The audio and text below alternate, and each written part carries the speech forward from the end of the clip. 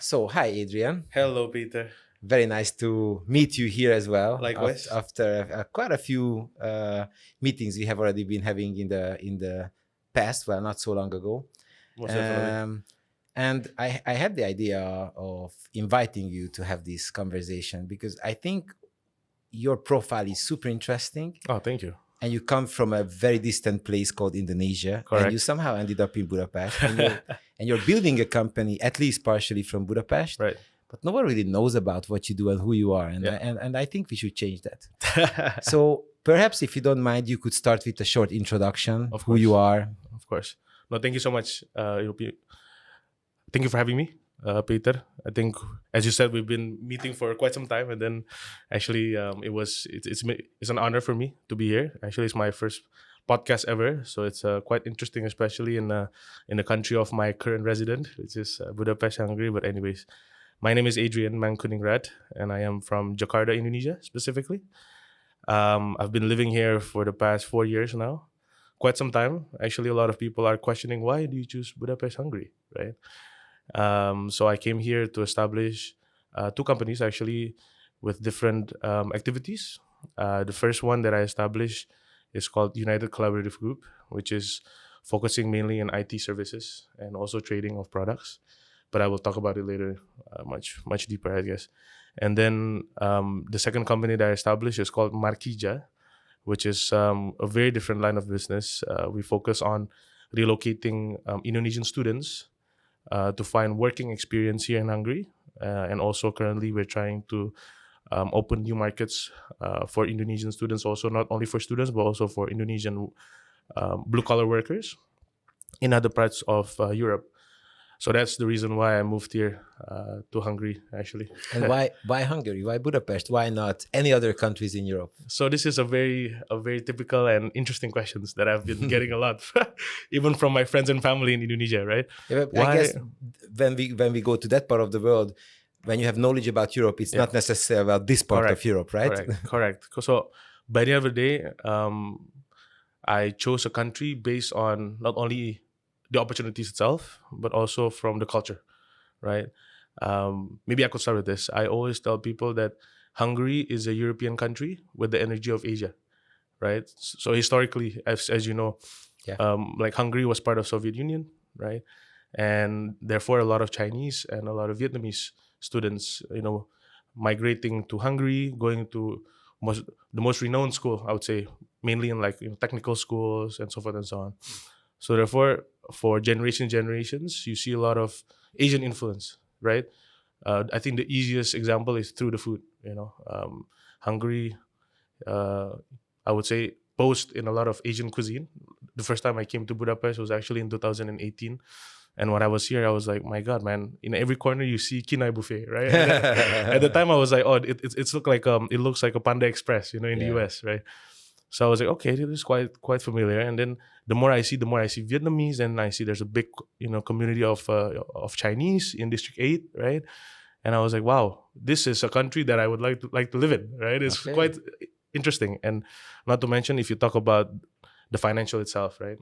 I mean, the financial aspect is quite affordable in comparison to other European countries, which I think is more like relatable to me, as I am from Indonesia. Even in some part of Jakarta, I would say it's more expensive than Budapest, right? So, in a sense, where my God, for a third world country, what do you call it, alien, so forth and so forth, right? So forth. It's actually a very, I would say, quite the place where you want to live in, right? Because you have this European life, but at the same time with an Asian price and a lot of Asian familiarities, which that was the main reason why I first chose Budapest, Hungary, aside from other opportunities as well. Yeah, makes sense.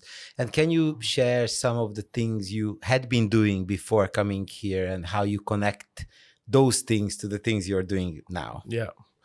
So actually, I had a quite an interesting life, I would say. Maybe not for many people, but for me, coming from a very, let's say, traditional Asian family, coming in from a third world country. Actually, I did my bachelor degree in restaurant management, so it's very, very different with what I'm doing now. in hospitality, right? Mhm. And then when I graduated bachelor's when I was 20, and then I traveled. I traveled around the world, not around the world, but around Southeast Asia, to find out who you are and so forth and so on. When you're in your early 20s, right? And then I came about to Singapore after my long trip for about a year and a half, and I started working in this, I would say, hostel for startups, right? Because I majored in hospitality, so then I got a job to manage a hostel, which is quite interesting, right? A hostel, but specifically for startups, because the owner was he was working for Morgan Stanley, and also the wife, I believe, worked for McKinsey. Long story short, they wanted to create this new community of startups. In the beginning, the company was called Tribe Theory, but it was acquired by Team Draper, so it became Draper Startup House.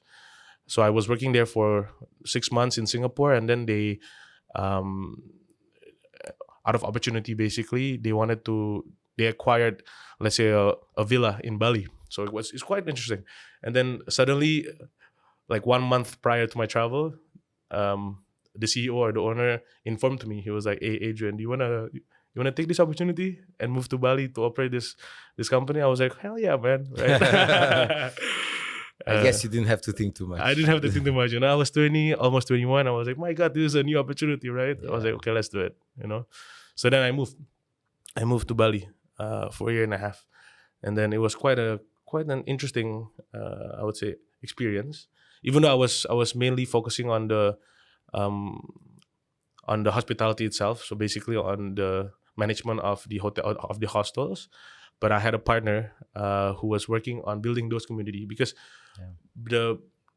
I still remember, I think I shared this to you earlier, but there were these values that this company was boasting in. I would say the values of their community. So they believe in connecting people. They believe in inspiring people, and then they would empower people. So these are the 3 core values that until now it's still stuck in me, right? And when I met you, for example, Peter, this is exactly what you also promote, right? Which therefore it was quite relatable for me to have those discussions with you. But anyways, there was the story when I started my, let's say, journey in this startup world, right? I was the first time that I was exposed to, let's say, technology companies and so forth and so on. And then after I did my 1.5 year working in Bali, I wanted to do something more, right? I wanted to do something more. So then I went to culinary school, actually, to finish which I thought I was passionate in, but it was like a 1.5 year program. But in parallel to that, because when I was living in Bali, I met some partners, I would say, or colleagues that are working in Indonesia that are running a company, a system integration company. So that is one of my first, let's say, leap towards the technology industry. And then while in parallel, I was going to school in Switzerland for 1.5 years while still working as a project consultant, I would say, within this system integration company, because of my knowledge in the startup world, right? And at the same time, as the general manager at that time, having a lot of, let's say, network, and also a lot of project management skills. So I took on the opportunity based on that. So after 1.5 years working, going to school while working in a technology company, which is very different, right? Culinary and then technology. And long story short, when I graduated school, I ended up focusing more in the technology company. So I was still working for the Indonesian company at the time, but because I was based in Europe, I was appointed to help them, source, products for the clients. So that's how everything started with my journey in the technology world, I would say. And what's the current situation, if you can say a bit more about UCG? Yeah, so UCG, we're focusing on the same thing that I did in the past, which is we focus on product sourcing, we focus on project management and system integration, but in a smaller scale, I would say, because we have a lot of technology partners from from around the world, mainly also in Europe, actually in Eastern Europe. Therefore, I also established, um, let's say, the mother company here in Hungary, because of the geographic, location of Hungary that is in central of Europe, so quite easy to go around, Europe and find those, build relations and find those vendors. But anyways, those are our main, focus. Whereas digitalization right now is a really big hit, let's say, in all over the world, right? Not to mention, it is the fastest growing, let's say, industry in the whole world. Technology itself, um, especially currently, Indonesia. Indonesia is, let's say, the biggest animal in Southeast Asia, right? About 270 plus million people, with a focus of green economy, blue economy, with a lot of technology implementations. So therefore, we see that there's a big spike, of the market in Indonesia. So a lot more foreign direct investments, which then leads to more developments in the country, right? Especially with technologies as well, because a lot now they're trying to focus on building smart city. As you know now, also Indonesia is trying to move the capital city from Jakarta to Nusantara, which is Really? I didn't know that. yes. I mean, it's because, of course, how it is in, let's say, in the US. The financial district or the business district is in New York, right? Whereas for the government district is in Washington. Yeah. So that is the idea that Indonesia is trying to build as well, right? And not to mention, a side note, that Jakarta is sinking, because we have too many people. Yeah, I can imagine that. Yeah, we have too many people. Imagine in Jakarta alone, we have 20 plus million people. I just heard from Joe, your colleague, who is my long-term Yes, friend. He yes, introduced us to each other, Exactly. actually. Yeah. He told me he was there maybe a few times, if I'm not mistaken. And he said that I cannot even imagine the density of people you can find in Jakarta. As for a European, it's like hell. It is. It takes hours to drive a few kilometers within the city, as he said. Exactly. So this is why also Indonesia is trying to move the capital city to a new city. But anyways, within my industry especially, because there's a big growth in Indonesia, so of course there's also a big growth in my company, for example, and in other competitors, also in other partners, because they see that the growth of Indonesia really promote also the opportunity for new technology to be implemented right in those countries, Industry 4.0, for example, and not to mention in the public sector, which is a very big sector currently in Indonesia. That's also your main focus at the moment, correct. right? Well, the public sector. One of our main focus currently is in the public sector. We focus on trying to find our client products for cybersecurities, I would say, but not to mention we also try to find opportunities in the Industry 4.0 markets. So in terms of public sector, is quite wide ranging. We see that there's a big opportunity in the financial sector, not to mention in the health sector. Those are the two, I think, main focuses that are currently being driven in Indonesia, especially after post COVID, a lot of developments after that, and then now there's a new president that will be announced in October. So there's a lot of big changes, which I think could be great for the country also. And I see that all these big companies, like from what do you call it? From Japan, and then from Korea, South Korea, for example, like Hyundai, even from China, like BYD, because green economy, extended to renewable energy, which is also renewable or electric vehicles, all this, a lot of cool things, Nice. And how do you see? You mentioned already a few advantages of being in Budapest, but when it comes to specifically the professional things, how do you see the pros and cons running a team also overlapping continents, because your team is just partially based in Budapest. Correct. And a big chunk of your team is in Indonesia. Correct. What are the pros and cons of doing your part from Budapest, Hungary? I think the main challenges would be the cultural difference, right? Especially running a company running companies that are based in different countries means you need to merge the different the different knowledge, the different culture, the different language, right? I think in terms of how I experience within my company culture, that are the main, let's say, uh, challenges, right? That we are currently having also, right?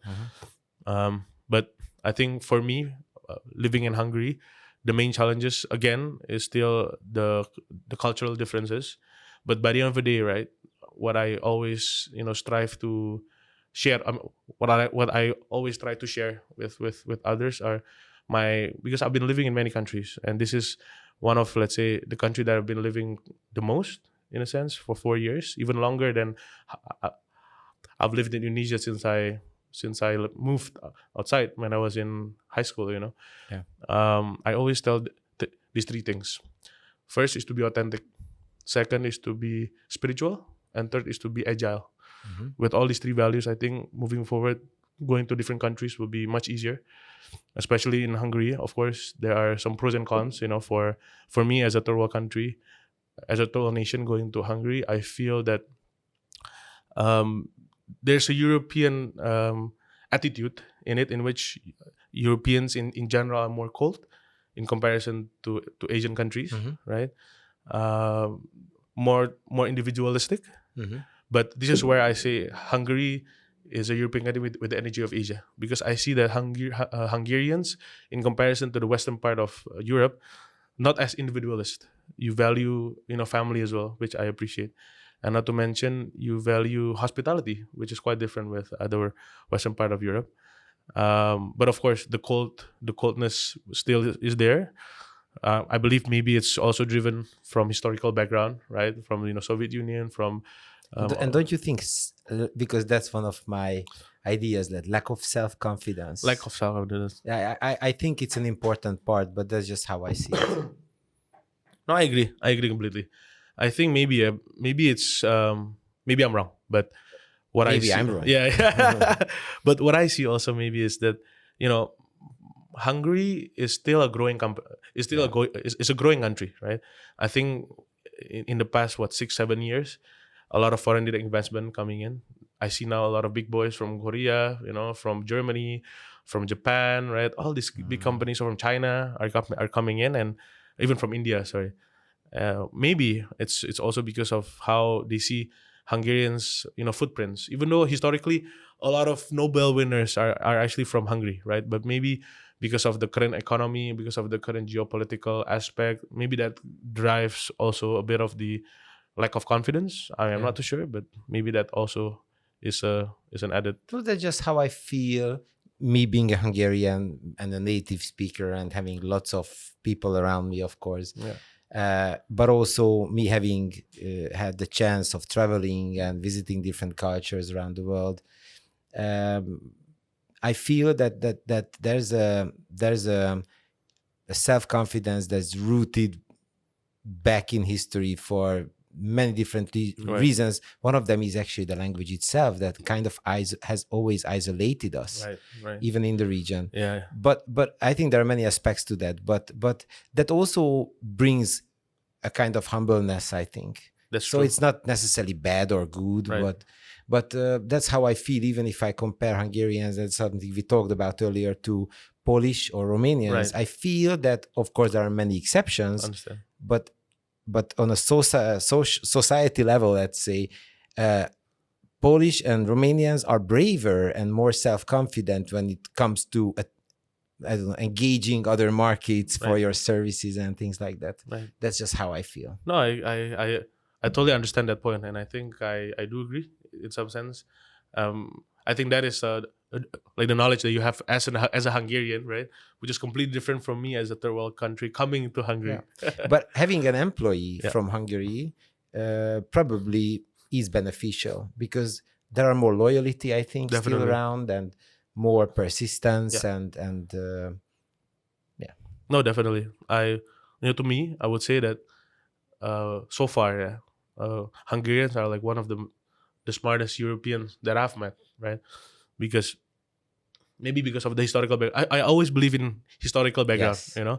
Because when you have experience to have to adapt in different countries, in the reign of different countries, then you had to adapt, right? When you have to adapt, then you have to get out of your comfort zone. When you have to get out of your comfort zone, then you become more innovative, right?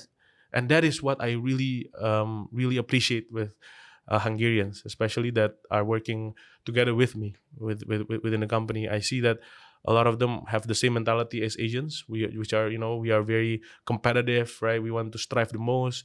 We don't care about the time, even though it's 6 p.m. and above, we still try to work. Now I understand why not Paris.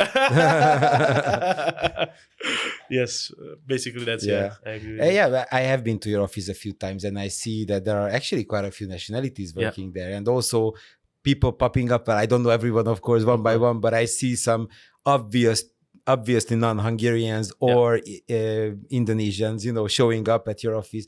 One of your colleagues is from Iran originally. Yes, correct. He's also a really, really cool guy. Yeah. So I think and I feel that people actually they like each other. Yeah. So there's a very positive attitude. Thank you. What I've sensed there. Thank you so much, Peter. Well, I think I was able to build this ecosystem and environment because we are a small company. Yeah. And we will grow. Of course, we have the goal to have a growth, but at the same time, we are not trying to be, a multinational company like you are already. I mean, we have a lot of footprints internationally. By different definitions. Yeah, different definition. But we try to build the company more, let's say, less quantity but more quality. Yeah. Right. So therefore, we strive on building more network. Actually, that's one of our USP, in a sense, because we have numerous technology partners and also strategic partners. What I mean by strategic partners are like consultants, advisors, and so forth, which created a lot of added value for our company, because these are, let's say, the selling point, or I would say the extended arm that most Indonesians or most other companies do not have, right? So then I try to focus on having a vendor management, which is very, very important, right? Like a KYC purposes and so forth and so on. But these are, let's say, the USP within the company. By the way, it just popped up my mind, this question: is there like an Indonesian community in Budapest? Actually, there are Indonesian communities in Budapest. When I first came to Budapest, there were about 250 or 300 Indonesians. Okay. That's a mixture of students and migrant workers, right? Now there's about 1,200 plus, so quite a big growth. The Indonesian communities are divided into three, I would say. One is, the first one are the public workers. So those that are working in the embassy or Indonesian trade promotion agencies, more in the governmental offices. Second is the migrant workers, right? So because they have their own community. Third, students. Okay. Because Hungary, which I really appreciate this, but we have an MOU between Indonesia and Hungary, so it's the G2G agreement, in which Hungary gives out 100, I believe 100 or 100 plus, what do you call it? Open positions or for students. What do you call it? Okay. Scholarship. Scholarship. There you go. Sorry, scholarship. So they give out 100, scholarship every year. A mixture for bachelor's, master's, and PhD. Mm-hmm. So there's a big community that is called Indonesian Student Association, which comes in, which have footprints in every part of the world. And this year, actually, there will be the event of the Indonesian Student Association of the world in Hungary, Budapest, Hungary. Nice. Because the Hungarian department won the tender or something like that. But you don't really belong to any of these three groups. No, actually no. So you're an alien even in the Indonesian communities, yes, right? Yes. Well, I am an alien, but at the same time, because when you come from a very far country, right?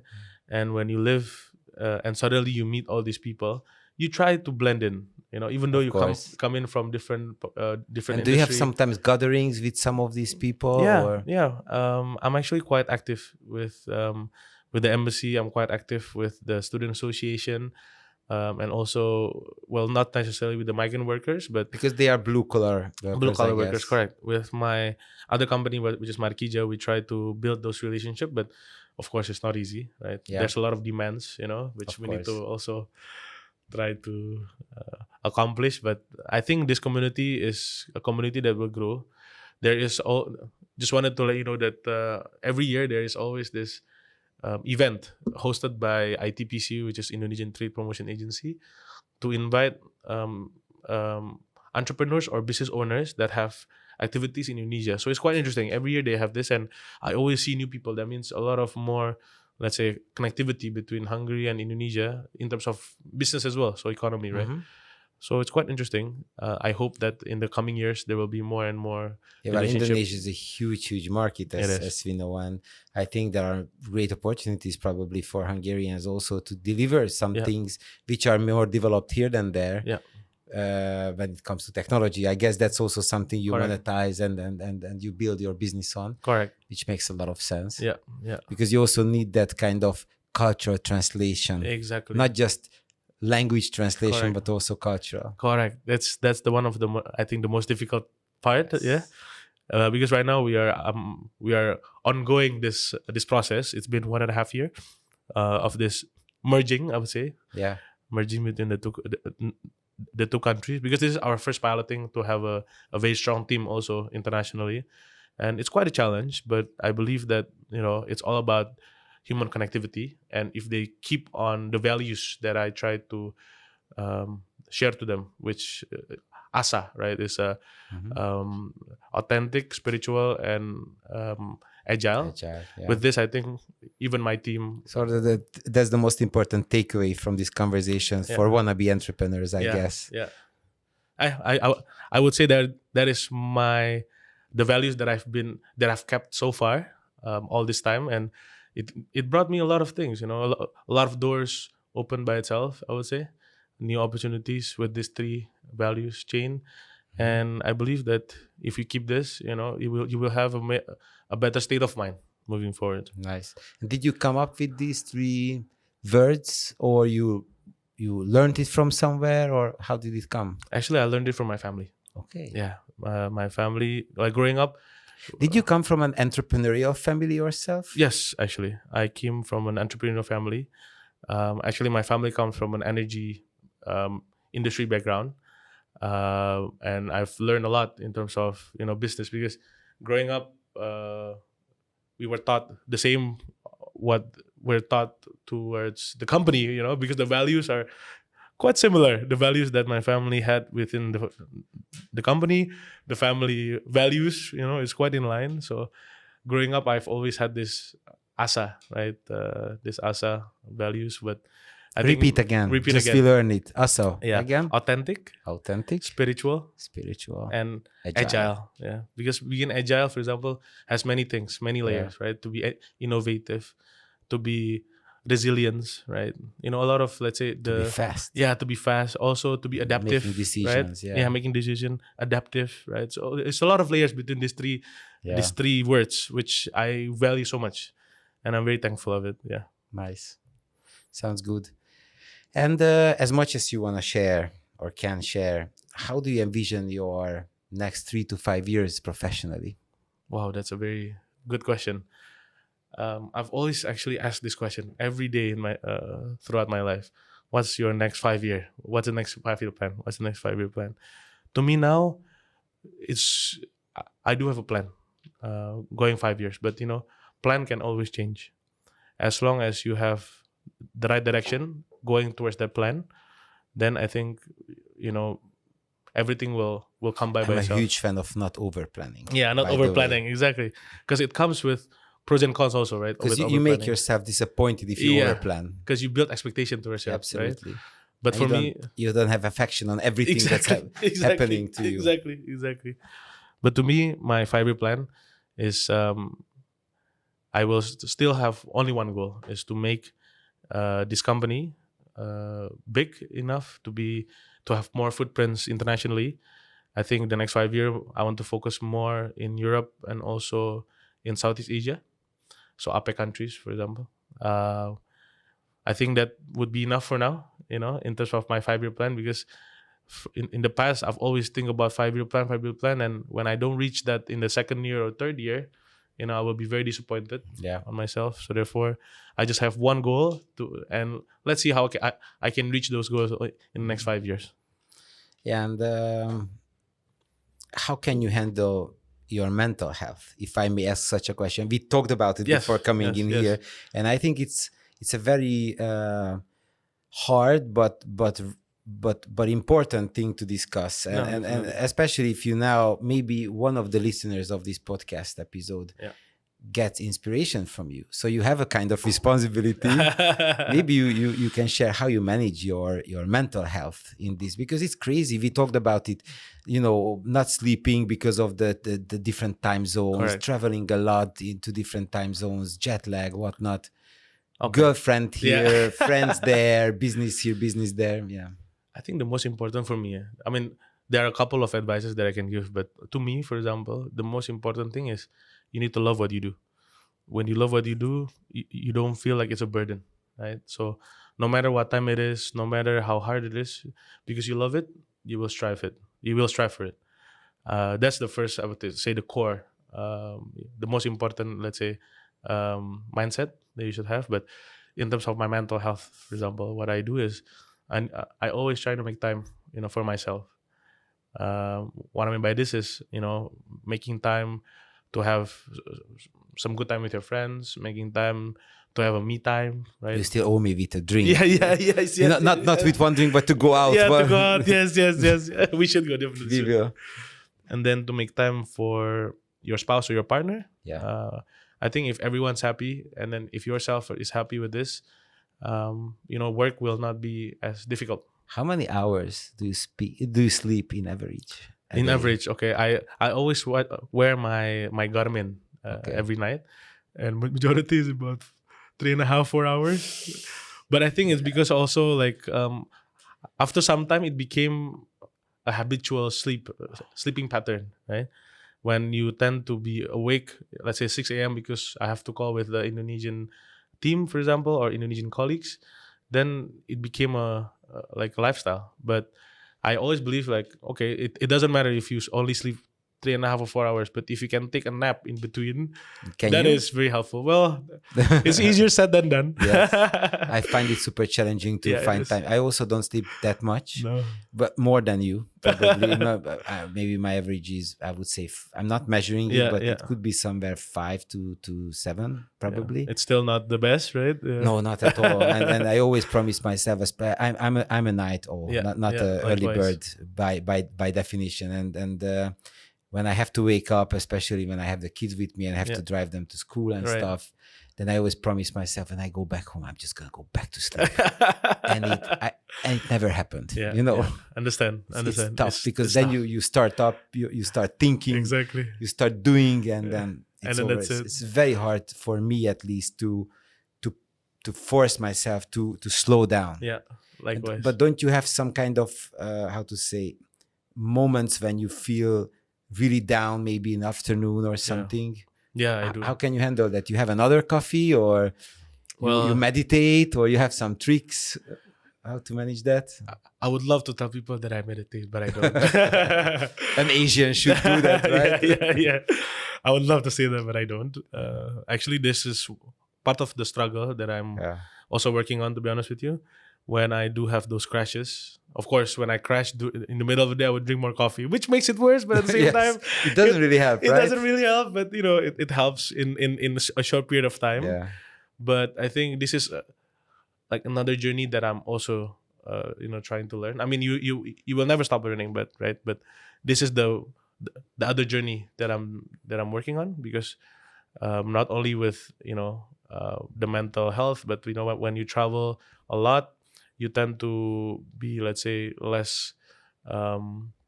You tend to be very tired, I would say, and then you have to adapt always with the time zone in different countries. Is it easy for you? Actually, it's very difficult, to be honest with you. I always try to think of the values that I have, right, to make it easier. But by the end of the day, of course, your body cannot lie, right? So I mean, I tend to get sick a lot, but I think from time to time, the more I learn, it's all about the mindset. Yeah. Because I see this. This is, I think, the best example. One of my role model, I would say, his name is Mahathir. He is the ex-president of Malaysia. Okay. So the old guy. the right? old guy, yeah, Yeah. 90 plus, and he once said, right, what is his medicine? What is his secret to be so healthy until he's 90 plus? He said he never stopped working. Okay. So I always believe in this, in a sense where, you know, if you can have a better mindset to, let's say, think that, you know, this is just your normal life, you know, at least you have something to strive on. Because I see like a lot of my, let's say, family or like relative who what do you call it, who retired quite early with no purpose in life anymore. They tend to age more, they tend to be more stressed, you know, and a lot of other, you know, complications, I would say. Maybe it's not about just working, but it's about having a goal, having, let's say, something to look forward to. Yeah. Right? Yeah. And to have responsibilities. Exactly. Well, with my current health, I'm not too sure yet, but I'm working on it. I think in the next coming years, when we rediscuss about this topic, maybe I would have an answer. Yeah. But how old are you now? If you are happy Yeah. to share it, if it's not impolite to. No, it's fine. I'm 28 years old now. Yeah. Almost 30, but I think. Then I think in this period of time, you can be, how to say, more. You can be tougher with yourself, you know, a little bit. Probably later on, you have to pay more and more attention to this. Exactly. But I'm not a professional on this topic, so it's not an advice to anyone. but probably a younger body can manage those things easier. Yeah, exactly. And you know, funny thing, when I was younger, I always had problems with waking up. Right. I mean, I always hated waking up early. It was my stigma in life to wake up early. And then older people were telling me, don't worry, it's gonna get easier. Right. You know, it's not true. To me, it just doesn't work like that. Yeah. And also when I wanna, because sometimes I try to pick up with my you know, lack of sleep, and so I'm a good sleeper, thanks God. So I can, whenever I have the chance, I can sleep even 12 to 13 hours. That's good. Yeah. And but also, you know, I was tend to told, you know, that we have actually a saying in Hungarian that the real rest comes when you sleep before midnight. Yeah. Yeah. And also realize that for me, it doesn't work like that. Right. So it doesn't matter how early I go to sleep. If I have to wake up relatively early, it doesn't help that much. If I can sleep longer in the morning, that is the game changer for me. Yeah. So, but it's a luxury, unfortunately, because time is so much of a short resource, you know, in life. Definitely. Nah, I wish there's like 48 hours in one day. But I also have a kind of sleeping disorder. I have never been checking it up, you know, but it actually helps me a lot with managing jet lag, because I can practically sleep any time of the day. Good. That's good. And I'm good at falling asleep, and then I can sleep. That makes it easier for me to manage such challenges. Definitely. I think in that aspect, when I do have my free time, one of the the thing I focus more is sleeping. Nice. And I'm like similar like you. I can sleep for 10 hours, you know, in one time. And even if I wake up in the morning, let's say, because I have this routine in me of waking up, and I realize that I can sleep more. Yeah. Sorry for saying that maybe it has to be cut off, but at my age, it's sometimes better than sex. Yeah. You know, but I realize that I can go back to sleep. Yeah. Oh man, I love it. Yeah, that's good. That sounds good. Well, I think we have run out of time, but is there anything I haven't asked from you or you would like to share or talk about? No, I think everything is already in line. Of course, we could talk for more hours about all the details, but this is not the right format for that. I think it's a very good kickoff, but thank you so much for having me also. Thank you so much for accepting it. Thank you. It was a great conversation. Definitely. And however, we have already known each other for a while. Yeah. I now also learn new things about you because we were forced in this setup, you know, to formulate questions I haven't formulated yet.